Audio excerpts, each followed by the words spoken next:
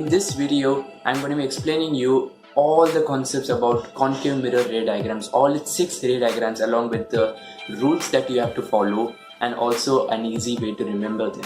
And I'm starting right now. Hey, this is Advait. Welcome to another video. If this is your first time here and you want to learn how to build your memory by uncovering fascinating facts, building your memory and clear academic concepts, start now by subscribing and clicking the bell so that you don't miss anything. So we are doing this again on the big board which we have right over here, but before I go on, I would like to tell you that I have done a first lesson or the first part where I explain the parts of mirror in detail. I would like you to watch that first and then come over here. I'll leave a link up in the cards as well. Please go and check that first and then come over here. It will be really easy for you to comprehend as well as for me to teach. So now let's jump over to the big board. So the first rule that you have to remember before attempting the concave mirror ray diagrams is the rule number 1, which is any incident ray parallel to the principal axis after reflection passes through the focus. This I've actually done it in the previous session. That's why I recommended you to watch that first and then come over here. Anyways, the first one says that any incident ray parallel to the principal axis passes through the focus after reflection. Why? Because center of curvature, if we draw normal, then we measure angle I, measure angle R, then it will be same. So this can be proved as follows. So this is the first rule, that any incident ray parallel to the principal axis will pass through the focus. So numerous dias. Rule number 2 is just the opposite of rule number 1. That means the incident ray which passes through the focus will get reflected parallel to the principal axis. So an incident ray passing through the focus will get reflected in a parallel direction to the principal axis. So if you see, this is just the opposite of rule number 1. So if you remember rule number 1 correctly, rule number 2 is just the opposite. So you don't need to devote time for this. You can just say that it is opposite. If you just remember rule number 1, then you can just derive this. Now we'll move forward to rule number 3. So the rule number 3 states that any incident ray which passes through the center of curvature will retrace the same path. So if we draw an incident ray passing through the center of curvature, then it will retrace the same back. That means the reflected ray will move back in the same direction. Now, how is that possible? What happens is that we already know that any line passing through the center of curvature in a spherical mirror is a normal. We have studied that in session 1. So, if this is the incident ray, then the normal will also be the same line because it passes through the center of curvature. So the angle of incidence to the normal will be 0 degrees, not 90 degrees, it's 0 degrees. It's not angle to the mirror, it's angle to the normal ray. So the angle of incidence will be 0 degrees. But we know angle of incidence is equal to angle of reflection by laws of reflection. That means angle R will also be 0 degrees. If everything is 0, then obviously it will retrace the same path back because angle of reflection is 0. That is why it will retrace the same path. So this is the rule number 3. Now for the rule number 4. So the rule number 4 states that any incident ray which touches the pole or which meets at the pole or coincides at the pole will reflect in the same angle which it creates with the principal axis. That means, suppose if the incident ray falls like this, that means the reflected ray will form the same angle with the principal axis as this one, because the principal axis will now act as the normal. So if this angle I, let it be 50 degrees, then if we draw the reflected ray, this angle, this would be angle R, this will also be 50 degrees. So that is the rule number 4, which is invariably that if the light is coinciding at pole, then the principal axis will act as the normal. That is indirectly what the rule says. So we are now clear with all the rules for drawing concave mirror ray diagrams. Now we will move forward for all the 6 ray diagrams of the concave mirror in a moment. So the ray diagram 1 emerges when the object is kept at infinity. Infinity is any farthest point from the mirror. Now if you are asking how you can keep the object at infinity, for even such a small mirror, even this distance is infinity. So obviously for this mirror, we can consider this as infinity. Maybe we can go a little bit further also, but for now, for convenience sake, we'll take it here. So this is at infinity. Now what happens, we have to assume that all the incident rays from the object are parallel. This is the basic assumption. If you don't want to assume that, you don't need to assume that. Then you can draw whatever it is, but it will take some time. If you draw it with that assumption, it will be more simpler. So if we assume that the rays are parallel, we will draw it. This is ray number 1 from above. This is ray number 2 from below. All are parallel to the principal axis. Parallel means it is to the principal axis, okay? So if it is coinciding at so and so points, obviously we have studied rule number 1, which states that all the light rays parallel to the principal axis will pass through the focus. So we'll pass this through the focus. So obviously they are meeting at focus. That means wherever the reflected rays meet, there only the images form. So they are meeting at only one point. That means at focus. So the image is formed at focus. This is the location. How is the image? Since there is only a small Chintusa point, this is a highly diminished or a point size image. So it's an HD image. Highly diminished. Not highly defined, highly diminished. So the third thing, that is the nature of the image. So actually this is so small, but it is real and inverted. So this is real and inverted. Actually the image is so small that it is very difficult to see, but if we manage to see that, it will be real and inverted. You can try this at home also. So this was ray diagram 1. This was pretty simple.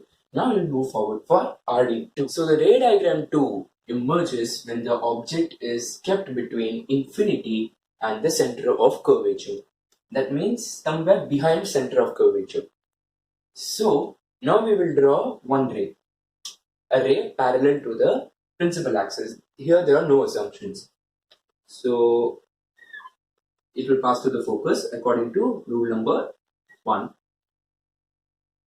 Now we will draw another ray. Let's say we take it, we'll take the second one. A ray passing through the focus will emerge parallel to the principal axis. So here we can see that it is meeting somewhere. And if we make the image, it will be like this. And yeah, so we can clearly see that the image is between C and F, and the object is kept between C and infinity. And if we draw only 2 ray diagrams, we are able to identify that they are meeting the real in a real manner. It's not virtually meeting, it's really meeting, and it is forming a real and inverted image, and it is between C and F. So obviously first thing is between C and F. The second thing, it is real and inverted.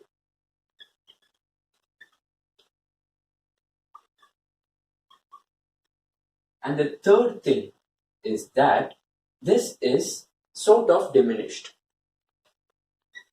It is not highly diminished, but it is diminished. You might be confused with this ray diagram, but if you draw it with proper scale and pencil, you will get it diminished. Okay, don't confuse. It will be diminished. You can try this yourself. I would recommend you to draw along with me. That will be a little more easier to comprehend. So now we will move forward for ray diagram 3. Now we will study ray diagram 3, which emerges when object is kept at center of curvature. That means here. Okay, now we will draw two rays. And let me remind you, while drawing light ray diagrams, we need only two rays, but you can verify with the other rays also. It will meet at the same point no matter what. Okay. Now we actually have to take any two convenient rays. Okay. We will draw the parallel ray first. Passes through the focus. First one. Now we can't use that third rule. We have to use the second rule now. So I'll just extend this forward. And now I'll draw an incident ray through the focus.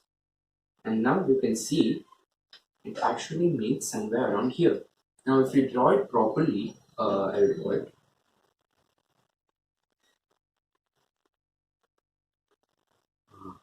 Almost there. But if you draw it proper scale and pencil, you will find that the rays are meeting somewhere here. So the image will be formed in this way. That means that it is exactly at center of curvature itself. So object kept at center of curvature, its image will be formed at the center of curvature itself. As you can see, it's real and inverted. And this time you can clearly observe that it is almost of the same size. Now it is really same size. Don't mind my previous ray diagrams. So now this is real and inverted. First it is at C. The image is at C. And it is real and inverted. And the third thing is it is of the same size. So it is neither diminished nor enlarged or whatever it is. It is of the same size. It is of equal height. So now we understood ray diagram 3. There are only 3 more to go. So now we'll jump to the ray diagram 4. The ray diagram 4 emerges when the object is kept between center of curvature and focus. That means over here somewhere. Now let's draw two ray diagrams again. It is parallel to principal axis, passes to focus. This is number 1, and we'll draw something very different. I know these are not looking straight, but somewhere it will meet like this. So now we can see these are two ray diagrams. This one is the center of curvature one, the third ray diagram. This is the first one. So now we can see it is somewhere meeting over here. And if I extend this, then the image will form in this way, which is behind C or between C and infinity. We can call it behind C. And obviously this is looking too big. And the third thing is that it is still real and inverted. So first of all, where is the location? Behind C. The first one. Now it is real and inverted. And the third thing, it looks enlarged, obviously. So now is the ray diagram 4. Now we will move on to ray diagram 5. We will move on to ray diagram 5, which emerges when object is kept at focus. Over here. Now we can draw the center of curvature one, because that is very simple. And this will go on forever. I don't know. Now we will draw the, what to say, we can draw anything. Let's draw the parallel one, passes through the focus, and do they appear to meet?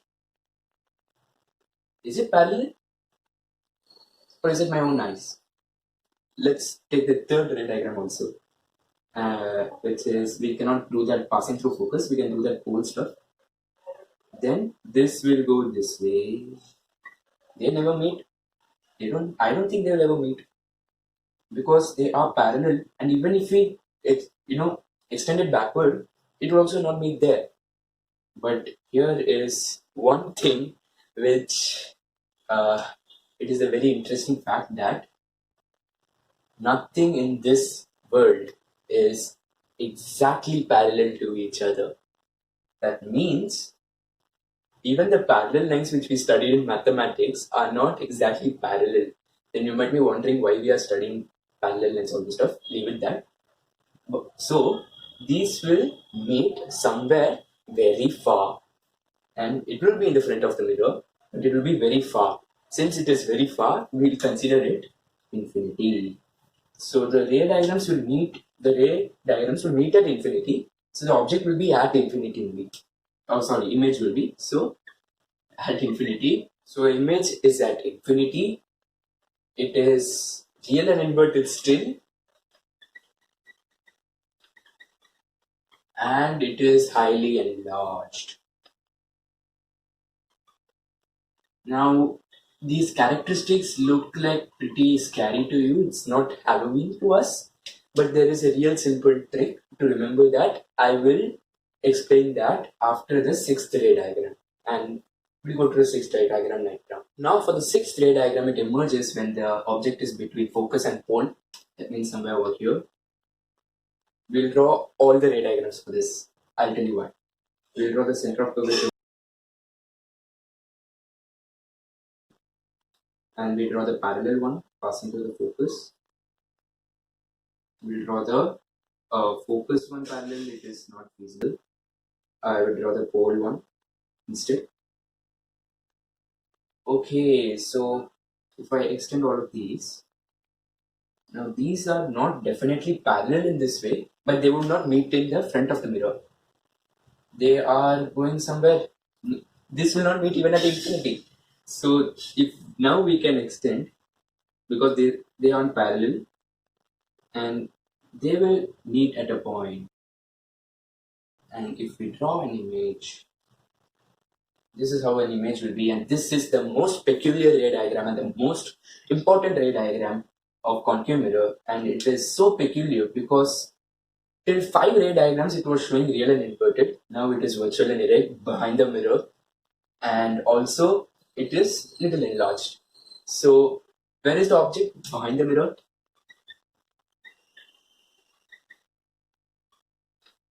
My pen is troubling me today.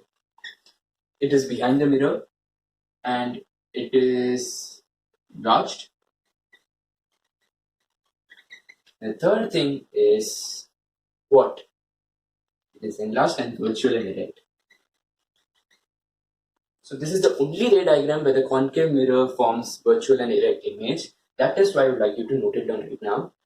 I would actually like you to note all of them, and I also told you to draw along with me. Okay, so those were all the ray diagrams and all the image formation. Now I will tell you one simple tip that will make you remember these ray diagrams along with this image stuff. And we are starting right now. So the cool way was that, I don't know if you observed, but there were two patterns actually. The first pattern was that as the object moved in front of the mirror, the image moved backward, and only at the last ray diagram it appeared behind the mirror. But until the 5 ray diagrams, as the image approached the mirror, the image went away from the mirror. As the object approached, the image went away. So that was pattern number 1. So object moving this way, then image will move this way. This is one pattern. Now the really important pattern that will make your life is that as the object moved towards the mirror, the image formed started to enlarge. First it was point-sized, then it was diminished, then it was of the same size, then it was enlarged, then at infinity it was highly enlarged, and finally in the 6th ray diagram also it was enlarged.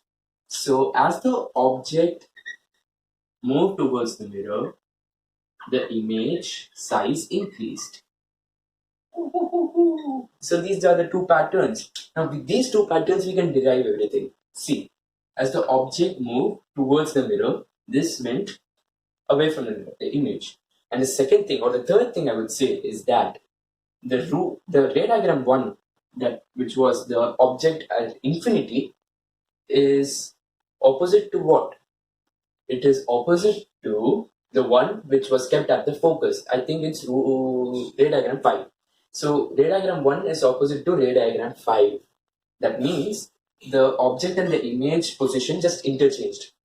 First the object was at infinity, the image was at focus. Now the object is at focus, but the image is at infinity. So ray diagram 1 and ray diagram 5 are opposites. Now ray diagram 2 was behind C.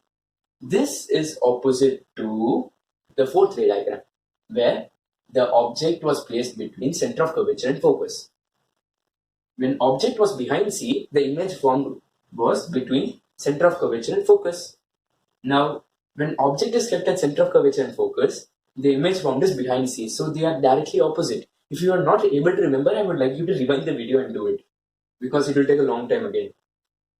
So now, we will go for the third ray diagram, which was, if I remember, at center of curvature. This is not opposite to anything, it is unique on itself, because the image is formed at center of curvature itself. So the image is moving from focus to between center of curvature and focus, then center of curvature, then behind center of curvature, and at infinity, and finally at behind the mirror. And the object is moving from infinity, then behind C, then at C, then between C and F, then at F, then between F and P. So these were the two patterns where you can remember it easily. Now you can refer to the table or the summarized table, which you might have in your textbooks as well, and you go through it because and compare the image and object location and the size as well, and you will be able to find that these patterns are prominent. So you can check out my latest playlist on how to remember some stuff like trigonometric ratios value table. I will leave a link up here in the screen, and also do not forget to subscribe to the channel if you haven't yet. Thank you so much for watching. I'll see you next time.